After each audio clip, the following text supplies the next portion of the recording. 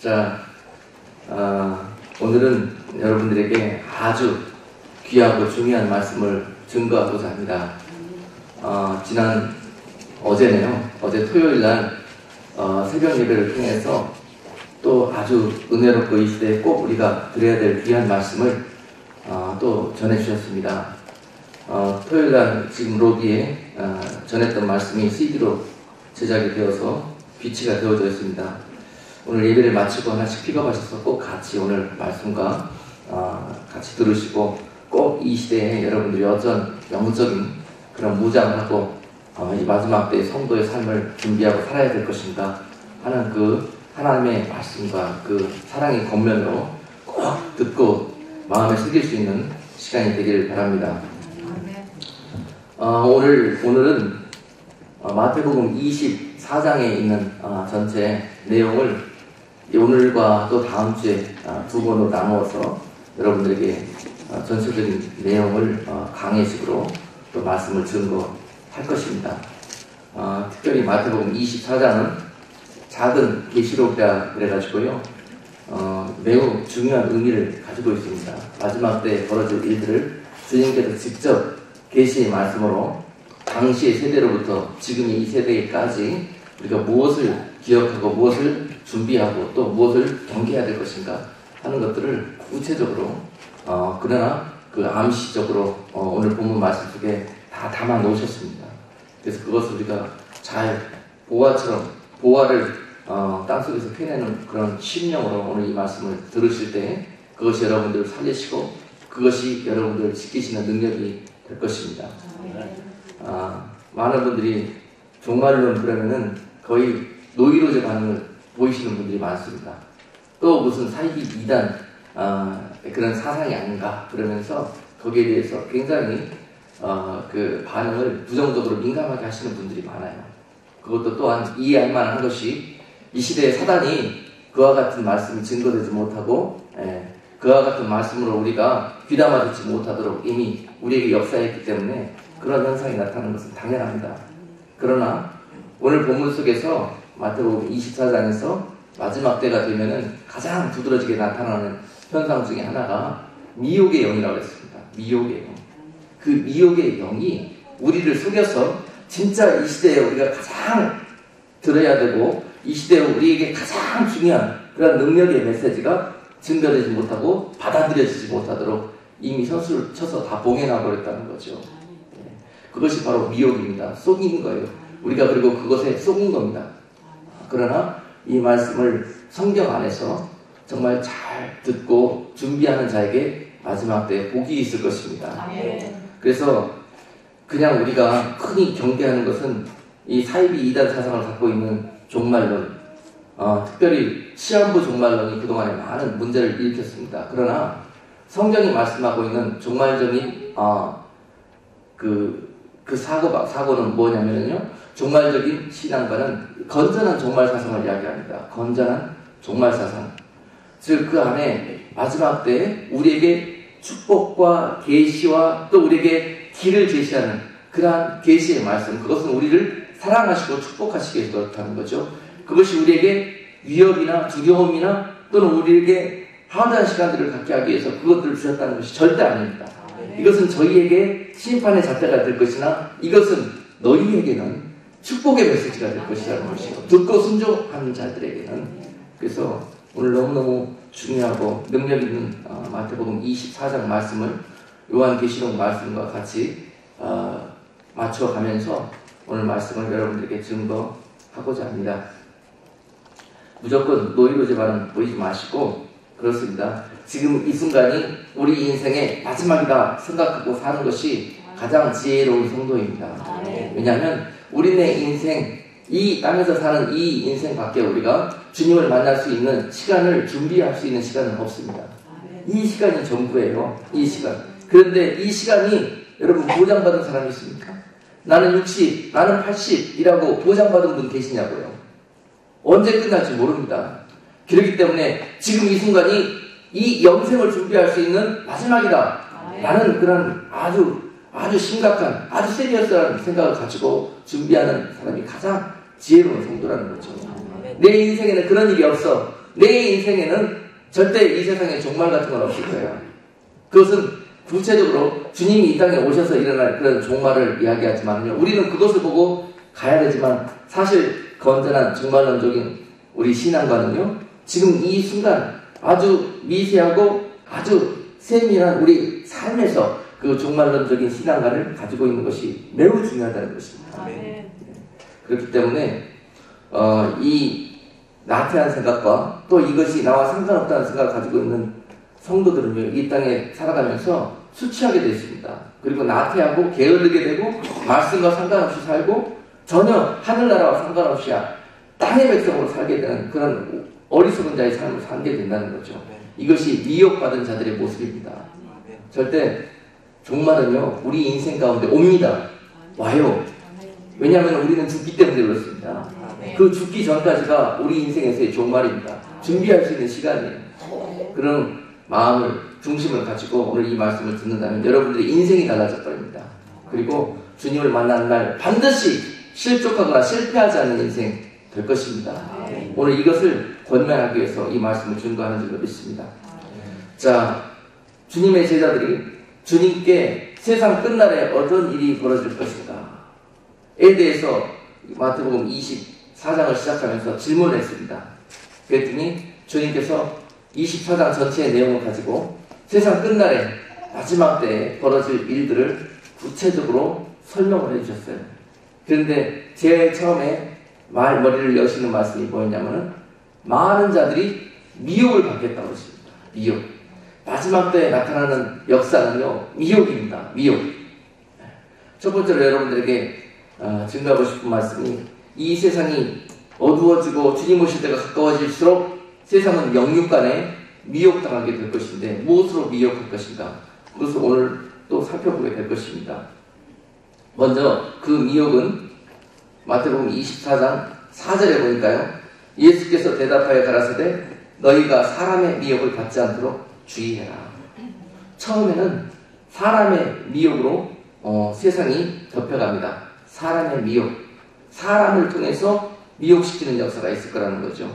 그리고 또 다른 미혹이 있다고 말씀하셨는데 그것은요. 거짓 선지자들이라는 대상들이 나와서 미혹한다는 것입니다. 24장 11절 보시겠습니다. 거짓 선지자가 많이 일어나 많은 사람을 미혹하게 하겠으며 구체적으로 영적으로는요. 세상에서는 어떤 거짓된 사람이 나와가지고 세상을 미혹하고 돌아다니고요. 또 교회 안에나 믿는 자들 가운데 또 영적인 세계에서는 누가 나오냐면 선지자가 아니라 거짓 선지자가 나와서 영계를 미혹하고 다닙니다. 진리 아닌 것들로 진리로 가장해서 이 영계를 미혹하는 일들이 벌어지게 될 거다. 그 다음에 또 다른 미혹이 임하게 될 것인데 그것은 24장 24절 거짓 그리스도들과 거짓 선지자들이 일어나 큰 표적과 기사를 보이어 할 수만 있으면 택하신 자들도 미혹하게 하리라. 택하신 자들을 미혹하는데 그것을 뭘로 미혹하느냐? 마지막에는 특정 인물이 나타나서 미혹한다는 거죠. 특정 인물. 그 인물은 적그리스도입니다. 적그리스도. 마지막 때 그러면은 equals 적그리스도의 유혹과 미혹과 핍박이라고 보셔도 맞을 것입니다. 그래서 그 마지막 때가 익어가면 익어갈수록 마지막에 주인공이 나타나는데요. 그 주인공은 적그리스도입니다. 그 자가 나타나서 세상을 미혹하는데 어떻게 미혹할 것인가? 표적과 기사로 미혹한다고 되어 있습니다. 24절에 보니까 표적과 기사를 보여서 누구를 미혹한다? 할 수만 있으면 그리스도를 기다리고 있는 주의 백성들을, 택하신 백성들을 미혹한다는 거예요. 자, 마지막 때 벌어질 미혹도 여러 종류죠. 네. 어떤 아주 웃기는 사람들이 세상에 나타나갖고 세상을 미혹하고 돌아다녀요. 그리고 자, 우리 종교계에서는 어떤 선지자 말고 진짜 목자 말고 가짜들이 나타나갖고 교회와 성도들을 미혹하고 다녀요. 그리고 마지막에 주인공이 나타나가지고 적그리스도가 나타나서 세상 및 믿는 자들을 핍박하고 미혹하는데요. 뭘로 미혹하느냐? 자기가 그리스도라는 거예요. 그리스도. 너희들이 기다리고 있는, 세상이 기다리고 있는 메시아라는 겁니다. 그렇게 미혹해요. 그러면서 그 증거로 메시아에 많이 할 수 있는 그런 기사와 표적을 세상에 나타냅니다. 그러면서 누가 미혹당합니까? 지금까지 택한 자들 중에서, 택한 백성들 중에서는 누가 여기에 미혹당하는가? 눈에 보이는 것들만 믿고 쫓았던 무리들이 여기에 미혹됩니다. 눈에 보이는 것 쫓아가던 사람들은 여기에 다 마지막에 당합니다. 적그리스도를 메시아라고 다 따라갑니다. 왜냐? 그 자리에서 가진 능력과 이적을 다 행합니다. 심지어는 하늘에서 불까지 내려요. 계시록 13절에 보시면은 그 자에게 마지막 때 사단은 엄청난 기름 부음을 부어버립니다. 적그리스도에게 부어버려요. 그래서 적그리스도는 어떤 능력을 갖고 있냐? 마지막 때 그가 합법적으로 활동할 수 있는 시간 후 3년 반 동안에는 그는 거의 하나님에 가까운, 하나님의 능력은 7이지만 거의 그 수준에 가까운 6의 능력을 행한다는 거예요. 그래서 하늘에서의 막 그 별들도 떨어지게 하고 하늘에서 불까지 내리는 그런 슈퍼내추럴한 힘을 세상에 과시하면서 내가 메시아, 내가 오리라 약속했던 그 메시아라고 하는 거예요. 이렇게 해서 세상을 속이는 겁니다. 그런 일들이 벌어진 때가 바로 마지막 때라는 것이요. 근데 진짜 적그리스도가 나타나서 그런 일들을 행한다 그러면은 거기에 속고 미혹되어서 따라갈 사람들이 너무너무 많다는 것입니다. 눈에 보이고 손에 쥐는 것을 쫓았던 신앙을 했던 분들은 다 따라갈 거예요. 드디어 우리의 기다리는 메시아가 오셨다. 여기에 제일 앞줄로 쫓아갈 사람들이 누구냐? 유대인들입니다. 유대인들. 그들은 표적과 이사를 보고 하나님의 아들을 판별하거든요. 그러니까 진짜가 왔다는 겁니다. 십자가에 힘없이 돌아가셨던 그분은 우리에게 메시아가 될 수가 없다는 거죠. 저렇게 큰 능력을 행하는 저분이야말로 진짜 우리의 메시아다. 그 사람은 그 전에 온 세상에게 어떤 일을 하느냐? 진짜 양의 탈을 쓰고요. 진짜 거짓이 진짜의 탈을 쓰고요. 세상에 엄청난 선심을 베풀고 피스메이커 역할을 하고 누구나 할 것 없이 저 사람만큼은 정말 예수님이야 할 정도로 존경과 칭찬과 모든 이런 높임을 받게 합당한 것들을 행동들을 하고 다닙니다. 그래요. 그리고 나서 진짜 그분이 이제는 슈퍼내추럴한 능력까지 펼치기 때문에 드디어 모든 사람들이 인정을 해버립니다. 저분이 오리라 한 선지자, 오리라 한 메시아, 그분 맞다. 그리고 누가 먼저 인정을 하냐? 유대인들이 인정을 해가지고요. 그분을 적그리스도를 그 사람들이 볼 때는 메시아죠, 메시아. 그 사람을 어디에 초청한다? 그들의 성전에 초청합니다. 근데 이 적그리스도는 마지막에 그가 갖고 있는 권세를 사용해서 하나님의 성전, 예루살렘의 그 성전이 회복되는 일들을 결정적으로 도와줄 거라고 그래요. 결정적으로 그자가 나타나면 그 일들을 도와줍니다. 유대인들의 꿈에도 그리는 그 마음의 소원, 무너져버리는 성전터에 하나님의 솔로몬 성전을 회복하는 거예요. 그 일을 이 사람이 정치적으로나 그 모든 막혀있는 문제들을, 종교적인 문제들을 다 교통정리하고 피스메이커로서 그 자리에 성전이 회복되는 걸 도와줍니다. 유대인들은 뒤돌아볼 필요가 없어요. 예수라는 분이 오셔서 성전을 거의 무너뜨려 버렸는데, 예? 저분 오셔갖고 그 성전에 온전히 설 수 있도록 해주셨다는 거예요. 저분이 메시아 맞다는 것입니다. 그리고 그를 초청해서 그를 추앙하기 시작합니다. 근데 나중에 오늘 읽지 않았지만 본문 24장, 마태복음 24장 15절에 보면은요, 그러한 그 자가 이제 모든 선과 덕을 행하면서 메시아로서 추앙을 받고 유대인들에게 그렇게 존경을 받으면서 그리스도라고 초청을 받고 그 성전에 왔는데 결국 그가 어떤 짓을 하느냐? 그러면 15절에 보니까 그러므로 너희가 선지자 다니엘의 말한 바 멸망에 가져간 것이 거룩한 곳에 선 것을 보거든 읽는 자는 깨달을진자. 멸망에 가져간 것이 거룩한 곳에 선 것을 보거든. 즉 이런 일들이 벌어져 버린다는 거죠. 자, 거룩한 곳은 예루살렘 성전을 이야기합니다. 그리고 멸망에 가져간 것이라는 것은 이 악한 자, 적 그리스도, 세상의 주인공으로 멸망과 파괴와 하나님의 나라를 부수기 위해서 미혹하고 파괴하기 위해서 나타난 자, 적 그리스도가 이제 양의 탈을 벗어버리고 자기의 본색을 드러내는 순간입니다. 그래서 그가 이제 양의 탈을 벗어버리고 악한 자의 모습으로 하나님의 성전에 딱 섭니다.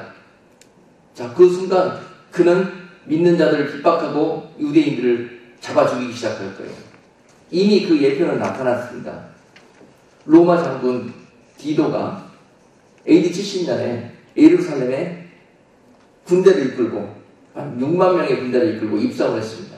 그리고 나서 예루살렘을 멸망시켰죠. 멸망시키고 나서 성전에가 성전 동문에 깃발을 꼽았습니다. 로마의 깃발, 황제의 깃발을 꼽았어요. 그리고 온 이스라엘을 다 모으고 그 깃발 아래 절하라고 했습니다. 황제를 섬길래 하나님을 섬길래 그걸 요구했어요. 로마가. 자, 그리고 나서 거기에서 절하지 않는 많은 사람들을 그 순간 죽이고 학살했습니다. 그때 죽은 무리들이 기록에 의하면 약 110만 명이 죽었다고 해요. 110만 명. 거기에 절하지 않는 자들은 다 죽었습니다. 또한 마지막 때도 그런 일들이 벌어질 건데 성전에 이와 같이 악한 자가 들어와서 멸망의 가증한 것들을 세울 것입니다. 거기에 하나님이 계셔야 될 곳에 거기에 우상을 세워놓고 그 우상과 자기 이름에게 절하라고 강요할 것이에요. 그러고 나서 그거에 절하지 않는 자들을 옛날 디도가 110만 명을 죽였듯이 그 숫자에 상관없이 다 죽일 것입니다. 왜냐하면 그가 받은 합법적인 권세이기 때문에 그렇습니다. 그리고 나서 그 일 이후로 그는 자기에게 주어진 시간 3년 반을 일하기 시작할 것입니다. 그래요. 그래서 이런 일들이 마지막 때에 벌어지게 될 것이다. 이 자가 나타나는 순간이 매우 의미가 있고 중요하다는 것입니다. 이 자가 나타나기 전에 너희가 당하게 될 환란이 있을 것이고 이 자가 나타나고 이후로 겪게 될 3년 반의 환란이 있을 것이라고. 그래서 도합 7년 동안 정도의 환란이 마지막 때에 세상과 또한 믿는 자들에게까지 임하게 될 것인데 그것은 오늘 본문 21절을 보니까 이는 그때에 큰 환란이 있겠습니다. 창세로부터 지금까지 이런 환란이 없었고 후에도 없으리라. 이렇게 알려주세요. 예수님께서 제자들에게 마지막 때 어떤 일들이 벌어질 것인가 물어봤더니 온 세상에 미혹이 이처럼 임할 것이고 그때 너희가 창세 이후로 경험해보지도 못한 역사에 기록되지도 않은 그러한 엄청난 상상치도 못한 환란이 세상에 임하게 될 거라는 것입니다. 그런 일들이 있으면서 그 다음에 너희는 어떻게 이런 일들을 닥칠 때 준비하고 무장해야 될 것인가. 여기에 대해서 또한 답을 주고 계세요. 하나님은 무조건 이렇게 세상이 악해지고 두렵고 떨리는 일들만 우리에게 있다는 것이 아니라 그 가운데서도 내가 피할 길을 예비해 놓고 내가 택한 자들을 통해서 영광에 이룰 수 있는 길을 예비해 놨으니 너희가 준비되어져 있는 자들만이 그때의 그 길을 볼 수 있고 그 길로 나아올 수 있는 은혜와 믿음이 있을 거라는 거죠. 오늘 그것을 말씀해 주기 위해서 이 메시지를 증거하고 있는 것입니다. 그때 나타나는 현상은 현상일 뿐이에요. 그 현상에 치우치면은 여러분들도 실족합니다. 그리고 두려움에 빠집니다. 그리고 소망을 잃어버립니다. 그러나 그런 일들이 닥친다 할지라도 그 가운데 붙드실 하나님의 계획, 그것을 믿음의 눈을 열고 볼 수 있는 자가 복된 자인 줄로 믿습니다. 그 말씀 전하기 싫지만은 어쩔 수 없습니다. 지금 우리가 살아가 있는 시대가 그 시대이기 때문에 아멘? 우리와 상관없는 그런 기복적인 메시지 전해야 여러분들에게 소망이 되지가 않아요. 오히려 여러분들에게 이 땅에 술 취해지고 이런 일들이 닥쳤을 때 여러분들에게 정말 이런 환난과 고난을 이겨낼 수 없는 그런 스포일된 모습의 신자로 떨어뜨리게 만들 거예요. 여러분들에게 맨날 우리 목사님은 하드한 메시지만 전한다고 그러고 맨날 환난이다, 회개해라 이런 메시지만 전한다고 저를 책망하지 마십시오. 이것은 여러분들 향한 하나님의 특별하신 사랑이다라는 것을 믿음의 눈을 열고 고백할 수 있는 여러분 모두가 되기를 원합니다.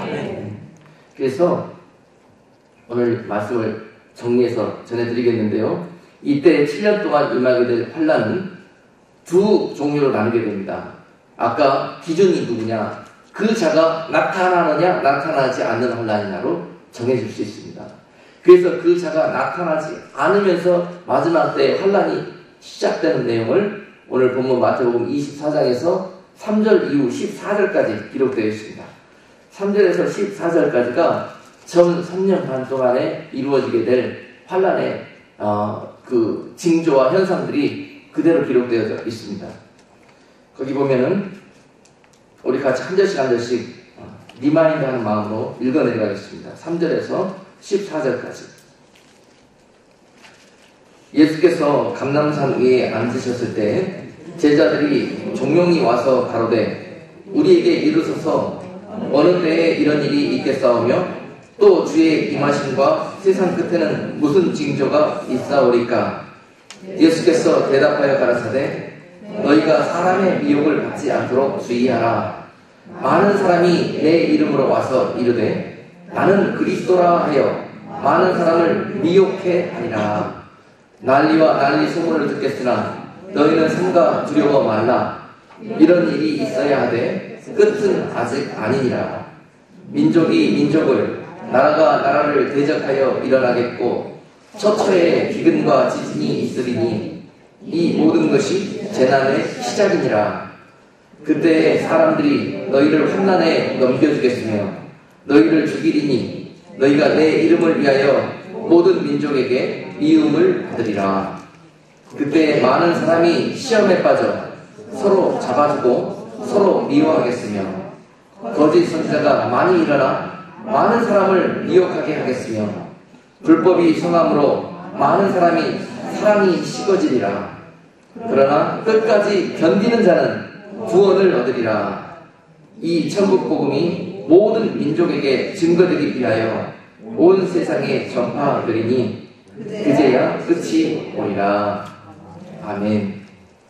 자, 끝이 나타나겠다 하는 그 직접적인 현상은 방금 읽은 14절 말씀처럼 천국 복음이 이 땅 가운데 증거되지 않는 모든 곳에 전파될 때 그때 끝이 오겠다는 그런 것입니다. 마지막 때에 그 어라운드에 가까워질 때가 어떤 모습이겠는가? 천국 복음이 이 땅에 거하는 자들마다 듣지 못하는 자가 없게 될 것이라는 거예요. 자, 이 부분에 우리가 기억을 해야 될 것이고요. 지금 어떻습니까?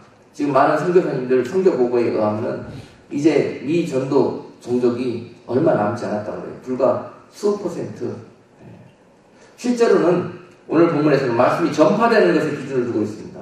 지금 미디어가 너무 발달되어 있고 세계 지구가 지구촌을 이루면서 하루 생활권으로 가고 있는 이 시대에 정말 말씀이 전파되는 것으로 따진다 그러면요, 자 아프리카 밀린 그 속까지 얼마든지 가능합니다. 얼마든지요. 그러나 이것을 전파되는 것을 그들이 다 믿음으로 변화되기까지 기다릴 것이냐, 아니면은 듣고 그들이 아직 거부하고 있는 상태를 따지는 것이냐, 이건 저도 잘 모르겠습니다만은 아무튼 이 복음이 땅끝까지 전파되고 있는 시기는 그리 멀지 않다는 생각도 저 개인적으로 하고 있습니다. 그리고요, 그때가 가까워지는 때가 아까도 말씀드렸다시피 그 멸망이 가증한 것이 이제 거룩한 성전에 서는 날, 그때는 확실합니다. 그때는 우리는 환란의 한가운데 있는 것이다 라는 것을 확실히 깨닫고요. 그때는 앞으로 오늘 메시지의 후반부에 전하실 그럴 모습으로 여러분들이 영적 무장을 하시고 대비를 하셔야 됩니다. 아멘. 그 전까지는 자, 이런 내용들이 우리에게 있을 거예요. 5절에 보니까 아까 말씀드렸듯이 세상에 가짜 그리스도들이 판을 치면서 세상을 미혹하는 거예요. 이것은 어떤 의미를 가지고 있냐면은 적 그리스도가 나타나기 위한 전초전입니다. 전주복이에요. 그래서 여기저기서 양치기, 이리, 뭐죠? 이성과에 나오는 거. 늑대다 계속, 그렇게 거짓말 하다가 나중에 진짜 늑대 나타났을 때 아무도 안 믿잖아요. 그런 것처럼 세상에 적 그리스도가 내가 그리스도라 하는 자들이 나타나가지고 막 여기저기서 우스꽝스러운 짓을 하고 다녀요. 그러면서 사람들의 생각과 마음을 어떻게 해요? 미혹해버려요. 미혹해. 또 놀고 있네. 웃기고 있네. 이렇게 만들어버린단 말이죠.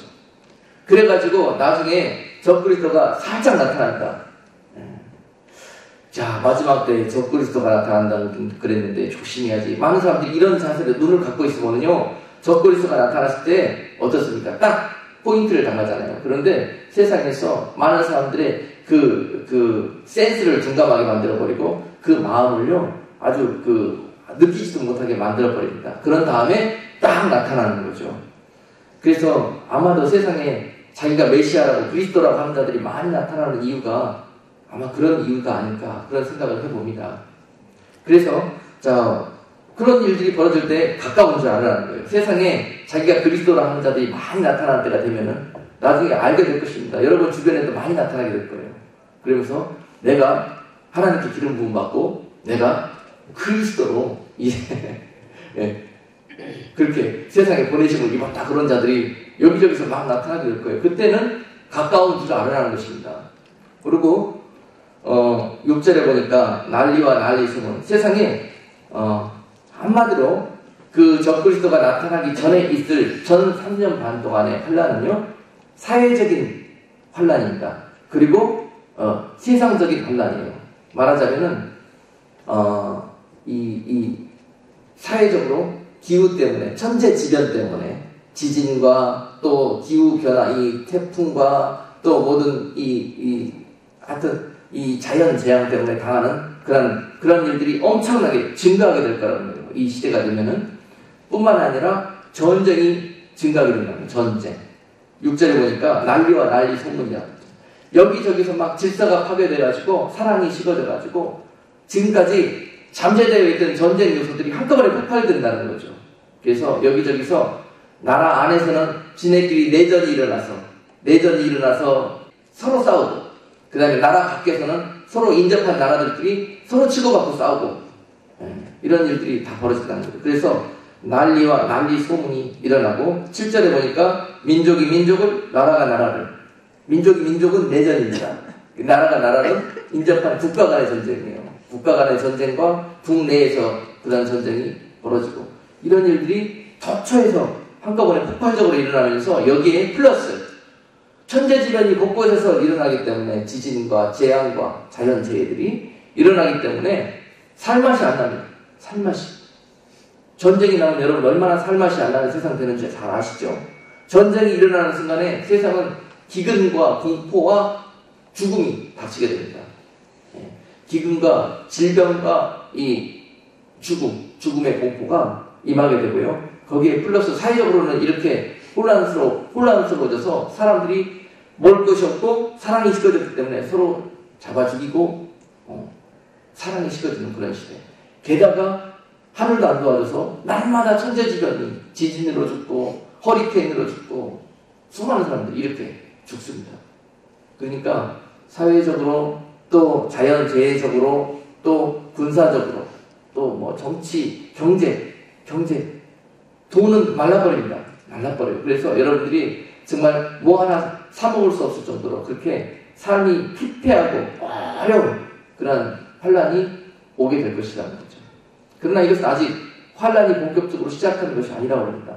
이것은 재난의 시작이라고 합니다. 많은 사람들이 그러다 보니까 이제 교회적으로 어떻게 될 것이냐, 믿는 자들에게는 어떤 일들이 벌어지냐 그랬더니 9절과 10절의 일들이 벌어져요. 그때 믿는 자들에게는 사람들이, 9절에 보니까 그때 사람들이 너희를 환란에 넘겨주겠으며, 사람들이라는 것은 여기서 세상 사람들입니다. 세상 사람들이 믿는 자들을 어떻게 하겠다? 환란에 넘겨버린다는 거예요. 하여튼 예를 들면은 예수 믿는 사람들을 신고하고 잡아오면은 포상금 준다 그러면 여러분들 다 잡혀갑니다. 환란 중에 사람들이 여러분들을 내버려버리는 거예요. 그리고 그런 일들이 어디에서도 벌어지냐면요, 9절 하반부에 보니까 사람들이 너희를 환란에 넘겨주면은 어떻게 되냐, 너희는 죽게 될 것이요 너희를 죽이리니. 그리고 또 교회 내부에서는 어떤 일들이 벌어지냐, 너희가 내 이름을 위하여 모든 민족에게 미움을 받으리라. 10절에서 교회 내부에서 어떤 일들이 벌어지냐 그러면 교회 외부에서는 믿는 자들이 그렇게 세상으로부터 핍박을 당하고 죽임을 당하게 될 것이고요. 교회 내부에서는 10절에서 그때에 많은 사람이 시험에 빠져 서로 잡아주고 서로 미워하겠으며 이렇다는 거예요. 서로는 뭡니까? 믿는 자들끼리 서로 미워하고 서로 잡아서 판다는 거예요. 자기 살려고, 살아남으려고. 그리고 교회가 교회를 팔아넘긴다는 거예요. 이런 일들이 서로입니다. 서로. 이런 일들이 그때 벌어진다는 거예요. 그러니까 세상 밖에서도 믿는 자들은 핍박과 어려움을 당하게 될 것이고 교회 안에서도 또 교계 내에서도 이러한 일들이 벌어지게 된다는 거죠. 온전히 믿으려고 믿음을 지키려 하는 자들에게는 이렇게 세상과 사람들이 미워한다는 거죠. 나아가서 죽임에 놓이는 위험까지 당하게 된다는 거죠. 이것이 그때 당하게 될 환난입니다. 그리고 믿는 자들에게 11절에서 거짓 선지자가 나타나가지고 많은 사람들을 헛된 진리로 그들을 미혹한다는 거죠. 대부분 이때 나타나는 헛된 진리는 진리 아닌 것. 예를 들면은 이런 거죠. 요새 나타나고 있는 것 중에서는 종교다원주의입니다. 종교다원주의. 꼭 예수 안에만 생명이 있고 꼭 예수만 구원의 문이 될 수 있느냐는 거죠. 불공평하다는 겁니다. 모든 종교에도 구원이 있다는 거예요. 예수만 통해서 하늘에 이를 수 없고 각자 믿는 그들의 구원주를 통해서 우리는 큰 하나님 안에서 다 만나게 된다는 것입니다. 이것이 성경이 말씀하고 있는 진리입니까? 아니에요. 근데 이것이 진리를 몰아내고 진리의 자리에 둔갑해서 서 있게 되는 시대. 미혹입니다. 미혹. 이런 종류의 미혹이 교회 안에서 믿는 자들의 세상에서 있게 될 거라는 거죠. 이때 마지막 때 벌어질 대표적인 이 하나만 근거입니다. 많은 이와 같은 것들이 여러분들을 생명의 길, 구원의 길에서 멀어지게 하고 이것을 미혹시키는 그런 일들이 벌어지게 될 거라는 거죠. 그리고 많은 사람들이 이렇기 때문에 사랑에서 식어지게 될 것이다. 사랑에서 식어지게 될 것이다. 그러나 이 모든 일이 벌어지더라도 전 3년 반 동안에 벌어지게 되는 이 환난의 결론은 무엇이냐? 그러면 13절 그러나 끝까지 견디는 자는 구원을 얻으리라. 하나님 원하시는 것은 이 상황일지라도 너희가 끝까지 견디고 이겨내라는 것이에요. 무지막지한 하나님 아닙니다. 이렇게 말씀하실 때는 너희가 견디고자 하고 이기고 지키고자 하는 자들에게는 내가 그 힘을 주겠다는 것입니다. 그러니까 마음을 빼앗기지 말라는 거예요. 마음이 약해지지 말고 마음이 미혹되지 말고 마음을 지켜라는 거예요. 그런 자들에게 이때 성령을 물붓듯이 마지막 때에 부어서 믿는 자들과 주를 따르고자 하는 자들을 지키실 거라는 것입니다. 할렐루야. 이것이 소망이고 이것이 약속입니다. 그래서 전 3년 반 동안에는 이런 일들이 벌어지죠. 다시 한번 정리하겠습니다. 적 그리스도가 전 3년 반 때는 이 환난 속에 뒷 배경에 숨어 있습니다.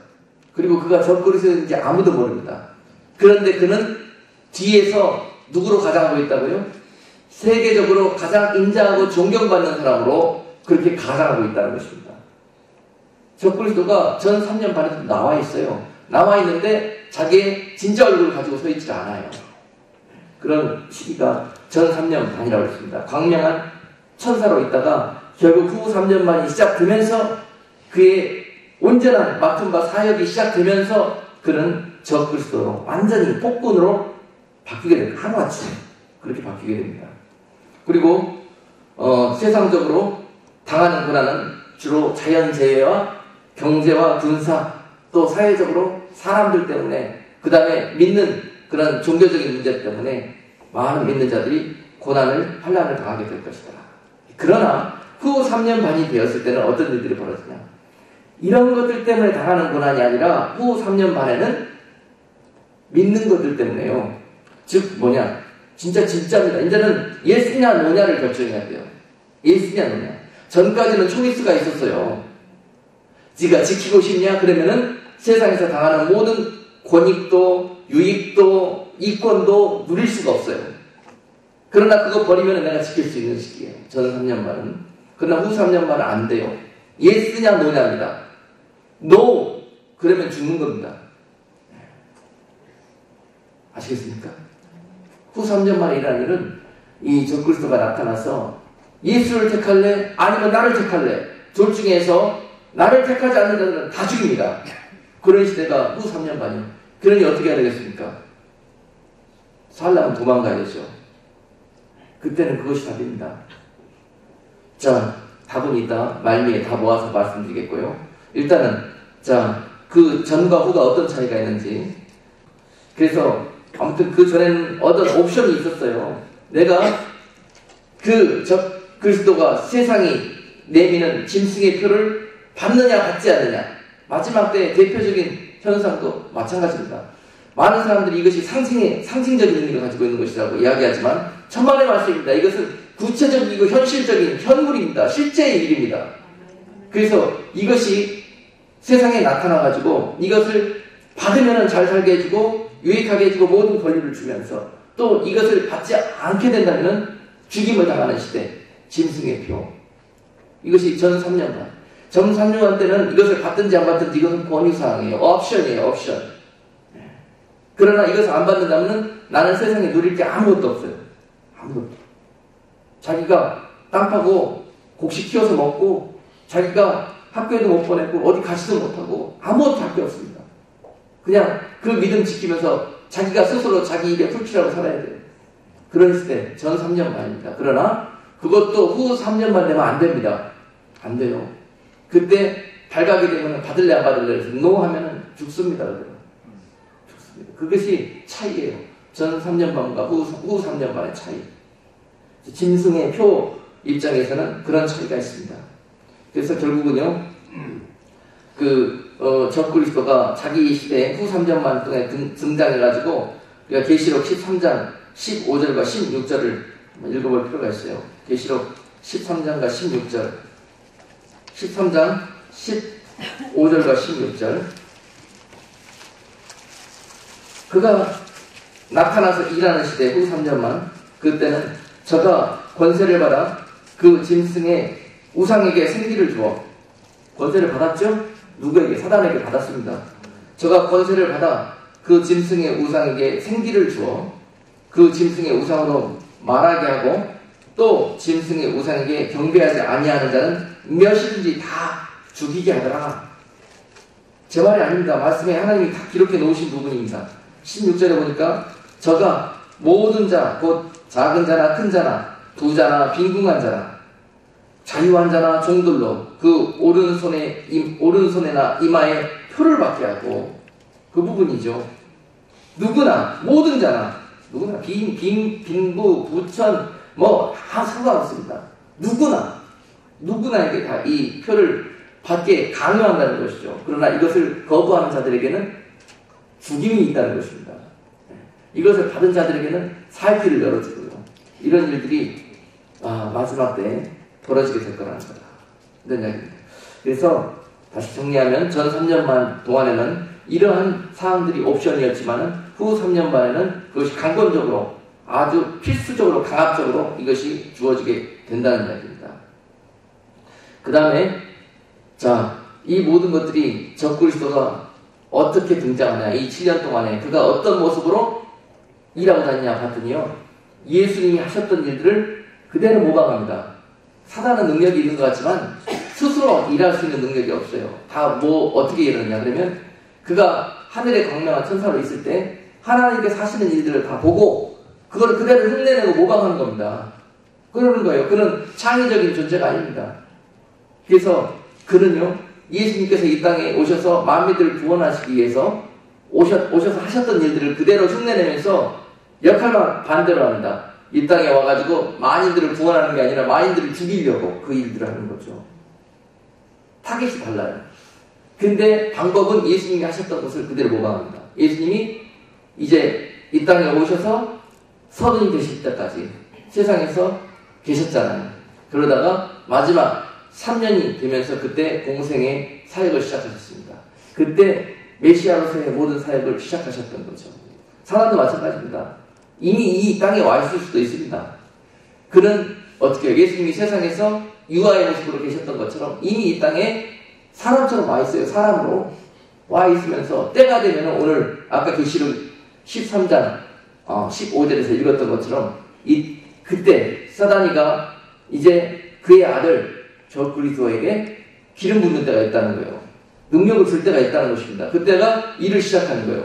예수님께서 공생일을 시작하셨을 때처럼 마태복음 4장 3장에 보면은 예수님이 세례 요한에게 나와서 세례받는 장면이 있었습니까? 세례받을 때 어떻게 해요? 하늘에서 이는 내 사랑하는 아들이라는 음성이 있고 또 성령이 비둘기처럼 그 자리에 임했잖아요. 그리고 본인은 누구십니까? 하나님의 아들 성자이시잖아요. 그래서 그 순간에 성부와 성자와 성령의 음성이 그 자리에 공존하는 성삼위일체가 이루어지는 순간이었습니다. 그때 예수님께 슈퍼내추럴한 그런 하나님의 능력이 온전히 임했던 거죠. 그래서 그 이후로 사역을 시작하신 거죠. 사단도 마찬가지입니다. 이제 그때가 있을 거예요. 사단한테 기름 붓는 받는 순간이 있습니다. 그때까지만 해도 세상 사람이었던 저 그리스도에게 이제 그 순간 기름을 받고 나서는 슈퍼내추럴한 힘이 생깁니다. 그때는 죽은 사람도 살리고요, 하늘에서 불도 내리고요 하는 능력을 행한다니까요. 그런 일들이 벌어집니다. 그래서 이 저 그리스도는 그대로 예수님이 하셨던 일들을 뺏겨서 본따서 하게 된다. 그러니까 그 자가 어떻게 할 것인지 대충 보면 알 수 있습니다. 아시겠죠? 자, 그리고 나서 이제 그가 실제 그 멸망에 가증한 것이 거룩한 곳에 서가지고 이제 왕노릇하는 때가 임하는데 그것이 후 3년 반이고요. 자, 이 부분을 데살로니가후서 2장 4절을 어떻게 말씀하시냐. 오늘은 설날입니다. 설날에서는 좋은 날은 하늘에서 신령한 것들이 떨어져요. 밖에서는 지금 떡국이 끓고 있지만 여러분 떡국이 중요한 게 아니에요. 조금 한 10분 늦어지더라도 말씀을 잘 들으셔야 돼요. 이것이 중요해요. 이것이 더. 떡국을 먹으면 뒤로 나가지만 이 양식을 먹으면 여러분들이 영원히 살게 될 것입니다. 할렐루야. 그래서 데살로니가후서 2장 4절 보시면 저는 대적하는 자라 범사에 일컫는 하나님이나 숭배함을 받는 자 위에 뛰어나 자존하여 자기를 스스로 높이는 겁니다. 자존하여 하나님 성전에 앉아 자기를 보여 하나님이라 하느니라. 저 그리스도가 나타나서 이런 짓거리를 할 거라고 데살로니가후서 2장 4절을 말씀합니다. 자, 하나님 말씀은 곳곳에서 이를 경계하고 우리에게 가르쳐주고 계십니다. 그리고 그가 실제로 나타나서 이제 때가 되면은 계시록 13장 13절에서 큰 이적을 행하되 심지어 사람들 앞에서 불이 하늘로부터 땅에 내려오게 하고 이런 슈퍼내추럴한 능력을 표적을 행하면서 사람들을 미혹하고 나가게 될 거라는 거죠. 그러면서 나한테 절하라고 해요. 마지막에 본색을 드러냅니다. 13장 계시록 13장 15절에 보니까 경배하지 않는 자들은 그러므로 다 죽입니다. 경배하는 저가 권세를 받아 그 짐승의 우상에게 생기를 주어 그 짐승의 우상으로 말하게 하고 또 짐승의 우상에게 경배하지 아니하는 자는 멸시든지 다 죽이게 하라. 그게 세상의 온 목적입니다. 저 그리스도가 다 죽이러 온 거예요. 이 땅에서도 죽이고 영원히 죽이러 그 자는 온 것입니다. 그래서 결국은 그 일들을 하기 위해서 자기의 제국을 이 땅 가운데 영원히 건설하고 사단의 나라를 영원히 이 땅 가운데 지켜나가기 위해서 그는 세상의 모든 자들에게 짐승의 표를 받게 할 것입니다. 이것은 세상 나라에서 짐승에게 즉 사단의 종로로 타도록 만든 시민권입니다. 그렇죠? 영국이 그 사단의 나라에서 거하는 자격을 주는 그런 거예요. 자, 그것을 3장 16절에 모든 자들에게 준다고 그렇게 기록하고 있는 것입니다. 이것이 저 그리스도가 후 3년 만에 등장해서 하는 일입니다. 죽이고 그 다음에 핍박하고 씹받게 만들고 한다는 거죠. 짐승의 표받게 만들고. 자, 그때 자 이제 마지막으로 말씀을 정리합니다. 그때 이런 일들이 우리에게 오거든 우리는 이때가 하나님께서 말씀하시던 그때가 우리에게 임했다고 생각이 되거든 우리는 어떻게 살아가야 될 것인가? 이겨내라고 그랬는데 어떻게 이 처참한 환경 속에서 이겨낼 것인가? 오늘 그 답을 또한 본문 24장 마태복음 24장 안에서 발견하셔야 해요. 첫 번째 우리에게 주시는 응답은 산으로 피하라는 것입니다. 이때가 닥치면은 너희는 지금까지 전 3년 반 동안은 세상에 있으면서도 이 어려움을 이겨낼 수가 있었어요. 그러나 딱 적그리스도가 수면으로 등장했다 싶으면은 도망가라는 것입니다. 산으로. 산이 중요한 의미를 가지고 있어요. 마태복음 24장 15절로 16절 보시겠습니다. 멸망에 가져간 것이 거룩한 곳에 선 것을 보거든 그때 유대에 있는 자들은 산으로 도망할지어다. 산은 하나님이 계시는 곳입니다. 시온산을 이야기하는 거예요. 하나님이 거하시고 하나님이 피난처가 되어주셔서 예비한 땅, 그곳을 의미하는 거예요. 그리고 산은 대부분 꼭대기에 있습니다. 세상과 구별되는 곳이에요. 그리고 산은 하나님과 가장 가까운 곳입니다. 그리고 산은 항상 성경에서 거룩한 곳을 이야기해요. 말씀이 내려왔던 것이고 산에서 기도하는 곳이었고 산은 하나님께 피하는 것을 의미합니다. 할렐루야. 당시 이러한 상황이 벌어졌다 그러면 산이 어딘가를 잘 보셔야 돼요. 산이 어딘가. 하나님이 지금 어디에 계신가? 하나님이 우리를 위해서 어디에 은신처를 예비해 놓으셨는가? 우리가 영육간에 어디로 피해야 될 것인가? 그러기 위해서 철저하게 그 산이 어디인가 늘 여러분들은 기도하면서 발견해 놓으셔야 돼요. 그 하나님이 지금 어디에 계십니까? 그 하나님 내 마음속에 계시는가? 내 마음속에 모시는가? 그러면 여러분 산은 내 마음속에 있는 것입니다. 그 하나님을 의지하고 그 하나님께 피하시는 거예요. 그리고 육적인 핍박이 닥치면은 육적으로도 하나님은 산을 예비해 놓으셨다니까요. 믿는 자들을 지키고 피신시킬 곳을 예비해 놓으셔서 택한 백성들에게 듣게 하시고 그 길로 인도하신다는 거예요. 그런 놀라운 일들이 사람만 슈퍼내추럴하는 파워로 그 일들을 행하는 것이 아니라 성령도 그에 못지않게 마지막 때에 기름 부은 자들을 택한 자들을 위해서 분주하게 일하신다니까요. 성령을 의지하게 되십니다. 그때 여러분들에게 살 길이 보이고 산이 보입니다. 자, 그래서 첫 번째 우리에게 권면하여 주시는 것은 당시에 유대에 거했던 자들도 산으로 도망가라는 거예요. 유대. 여기가 성전인데요. 여기가 교회인데요. 하나님, 그러면서 거기 있지 말라는 거예요. 거기는 이미 멸망에 가져간 것들이 와가지고 왕노릇하는 곳이 되어버렸다. 나는 시온산이 산으로 옮겨가느니라. 그러면서 나를 따라오라는 거예요. 아멘? 그런 때에 분명히 여러분들에게 우리는 잘 모르고 미련하기 때문에 성령님께서 이야기하십니다. 그러니까 여러분들이 하실 일은 평소에 항상 산을 의지하는, 그리고 산으로부터 항상 듣고 보이지 않지만은 보는 것처럼 그렇게 신앙생활을 하셔야 되는 거예요. 그 산은 하나님입니다. 하나님. 너무너무 중요한 거예요. 그래서 여러분 삶이 항상 그 하나님으로 인해서 거룩하고 정결하고 그 하나님을 누구보다도 뜨겁게 사랑하며 그 하나님의 인도하심 앞에 순종하는 삶을 살아가는 자들은 이런 어려움이 오더라도 산으로 피할 수 있는 은혜와 그 길이 열리게 됩니다. 그것이 첫 번째 우리에게 주신 응답이고요. 두 번째는 마태복음 24장 7절에 있습니다. 지붕 위에 있는 자는 집 안에 있는 물건을 가지러 내려가지 않는 신앙을 준비해라. 이게 다 영적으로 비유적으로 말씀하신 것이기 때문에요. 무엇을 비유하시는지를 살펴봐야 됩니다. 아까 산으로 도망가라는 것은 장소를 이야기하는 거예요. 장소. 공간을 의미합니다. 지금 이것은 너희들이 피해야 되는데 피할 때에 얼마나 긴급하게 이런 일이 있어야 될 것인가. 얼마나 긴급하게 피해야 될 것인가. 피할 때가 되면은 자꾸 망설이거나 뒤돌아보거나 자로나 오르나 곁눈질하거나 그러지 말라는 거예요. 이런 일들이 닥치게 되면은 걸음만 날 살려라 뒤져버려보지 말고 그냥 산으로 가버리라는 거예요. 큰일 난다는 겁니다. 자, 그러면서 비유를 뭐 하셨냐면 마태복음 24장 7절에서 지붕 위에 있는 자는 집 안에 있는 물건을 가지러 내려가지 말아라. 이것은 이스라엘 사람들에게요. 집은 대부분 그들의 지붕은요. 이렇게 옥상처럼 슬라브 옥상처럼 이렇게 되어 있습니다. 그래서 옥상도 이렇게 사용할 수 있게 되어 있어요. 대부분 옥상에서 뭐 하냐면은 올라가서 기도하는 데 많이 씁니다. 기도하고. 주로 밑에 층에서는 잠자고, 그러니까 밑에 층으로 내려가는 계단이 다 있습니다. 안으로도 내려가고, 밖으로도 내려가는 계단이 있어요. 꼭 계단을 그렇게 두 종류로 만들어 놓는다고 그래요. 유대인의 그 주택들은. 왜냐? 하도 침입을 많이 받으니까, 거기 집 안에 있든지, 지붕 위에 있든지, 기도할 때든지 아니면 일상생활을 하고 잠을 잘 때든지 언제든지 도망갈 수 있는 길을 만들어 놓는다는 거예요. 그것이 유대인들이 계단을 그렇게 만들어 놓는 이유입니다. 그러니까 지붕 위에 너희들이 있다가 기도하고 있다가 예배하고 있다가 만약에 이런 일들이 벌어졌다.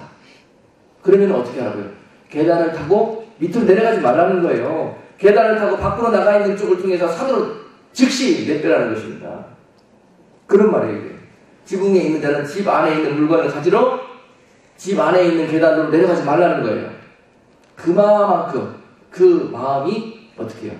현실적인 세속적인 내가 의지하고 있는 것들, 나를 지켜줄 거라고 생각하고 있는 것들, 그런 것들로부터 묶이지 말라는 거예요.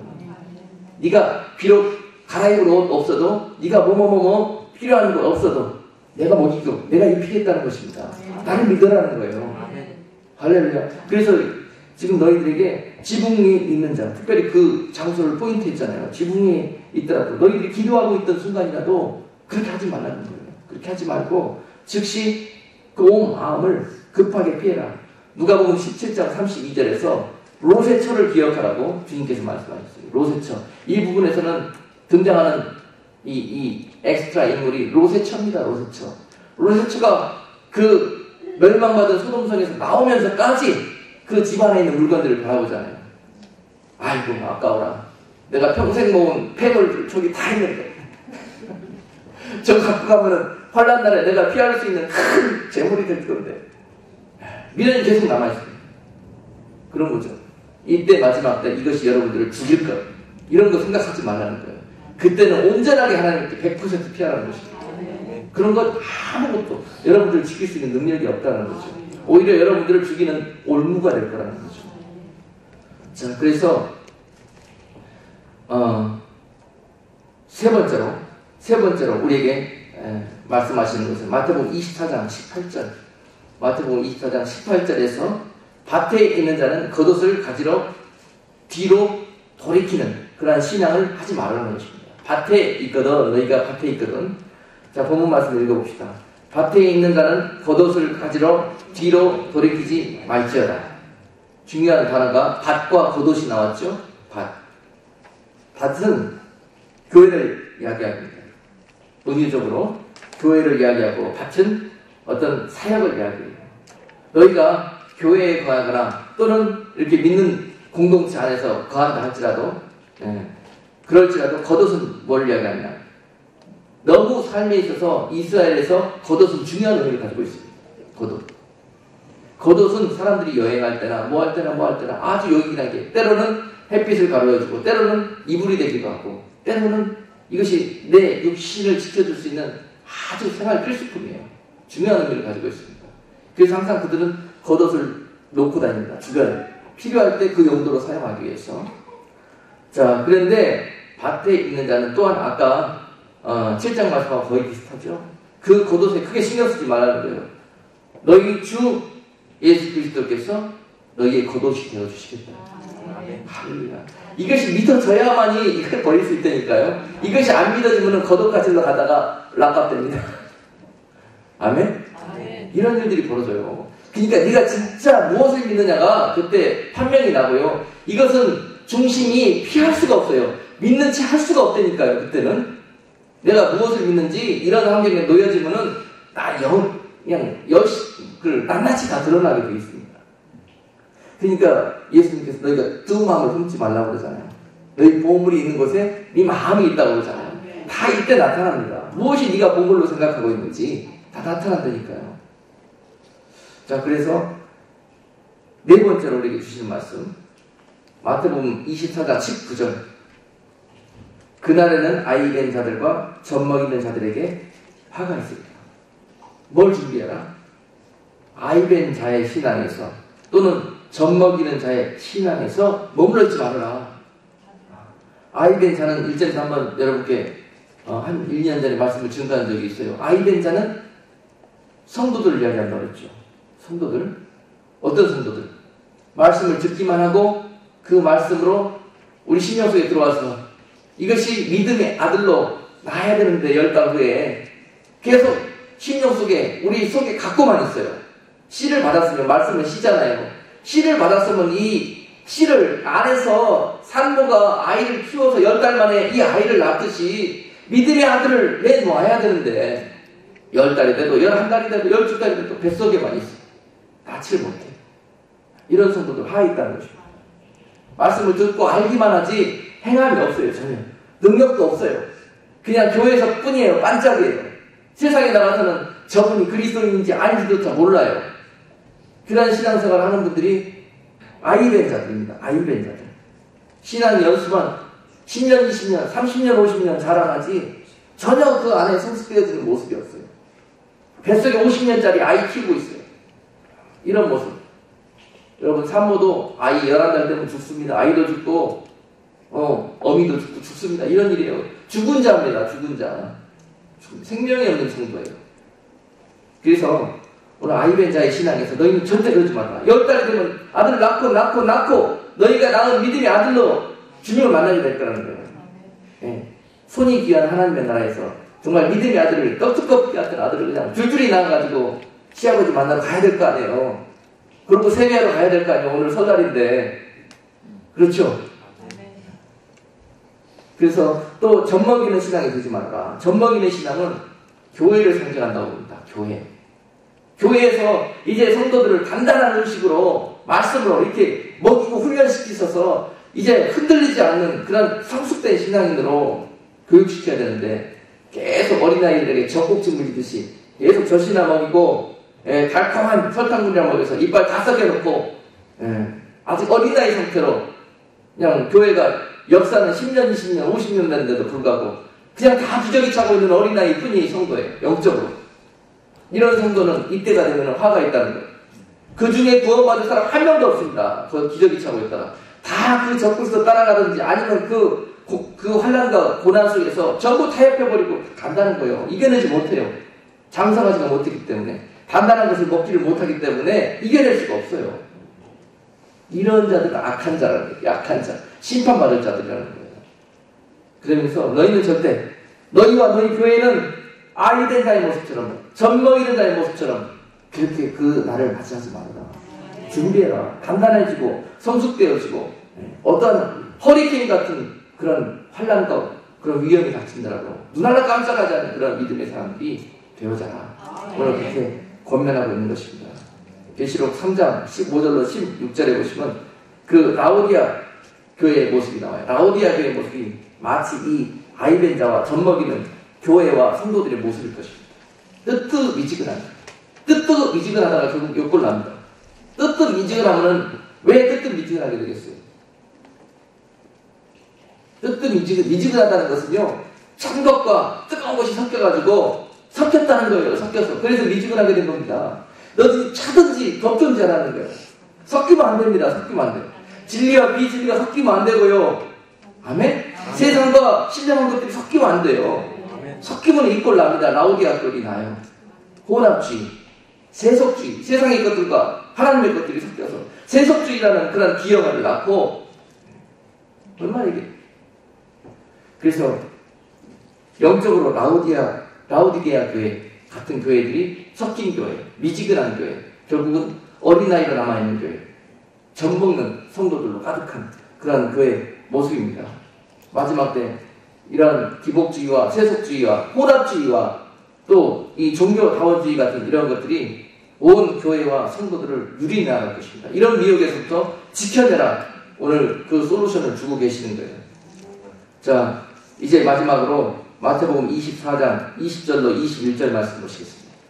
마태복음 24장 20절에서 21절. 너희의 도망하는 일이 겨울에나 안식일에 되지 않도록 기도하라. 아멘. 너희의 도망하는 일이 겨울에나 안식일에 되지 않도록 기도하라. 자, 도망할 때, 너희가 피하고 달아날 때, 그때가 시기적으로, 계절적으로 겨울이 되지 않도록, 그리고 요일은 안식일이 되지 않도록, 그렇게, 준비하는 신앙을 가져라. 물론 영적인 의미가 있겠죠? 겨울과 안식일에. 겨울은 어떤 것입니까? 농사 짓지 않고 쉬는 시간입니다.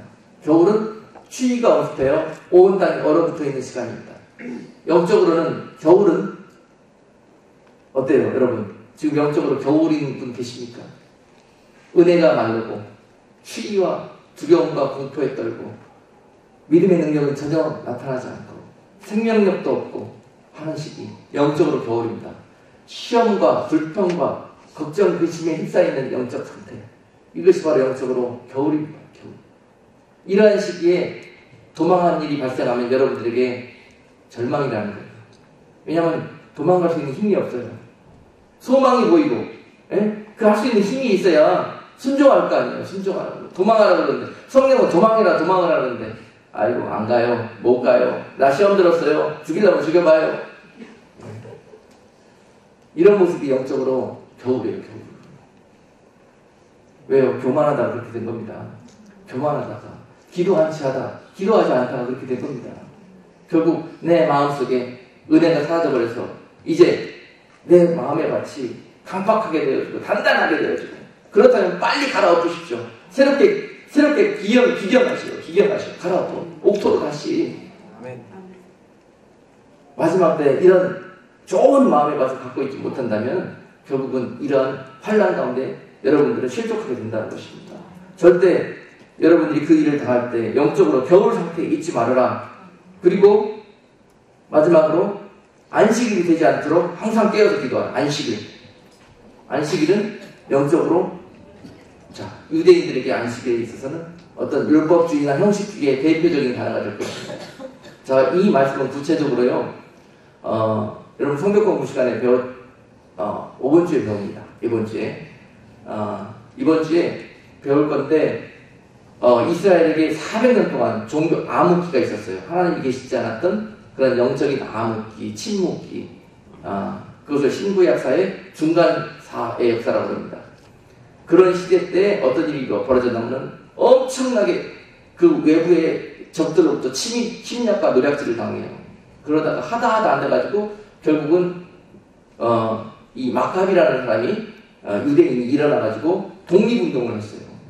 그래서 그들이 독립을 하게 됐죠. 그러면서 막 이 독립운동을 하면서 전쟁을 하다 마다 이렇게 하면서 쫓기고 밀고 쫓기고 공격하고 하면서 어떤 일이 벌어졌냐. 한 번은 몰살을 당했어요. 왜 몰살을 당했냐. 그날은 안식일이었어요. 안식일이었는데 적들이 쳐들어왔어요. 그런데 그 유대인들의 안식일의 법은 안식일날 일하지 말라는 거 아닙니까? 그런데 그들의 안식일날 일하지 말라기 때문에 절대 도보로 1km 이상 가지 않습니다. 1km 이상 가는 것은 그들이 갖고 있는 전통으로 봐서 이거는 일하는 거예요. 안식일에 일하지 말라 그러니까 모호하잖아요. 그러니까 어떤 것이 일하는 것인지 자기네들이 세부적으로 오늘 한국은 열거하지 않겠습니다. 엄청나게 많은 조항들을 자기네들이 만들어놨어요. 이것은 안식일에 일하는 거니까 하지 말아야 된다. 그 중에 하나가 그겁니다. 1km 이상 안식일날을 걸어가지 않는 거예요. 아니 적군이 쳐서 죽인다는데 도망가야죠. 안식일이라도 안 갑니까? 이것을 빗대어서 오늘 비유적으로 이야기하는 거예요. 자, 이때 사단은요, 종교주의와 율법주의와 형식주의 이런 것들을요 공격할 거라고 해요. 이런 것을 이용해서 여러분들 죽이려고 할 거예요. 그러니까 지혜로 하셔라는 것이에요.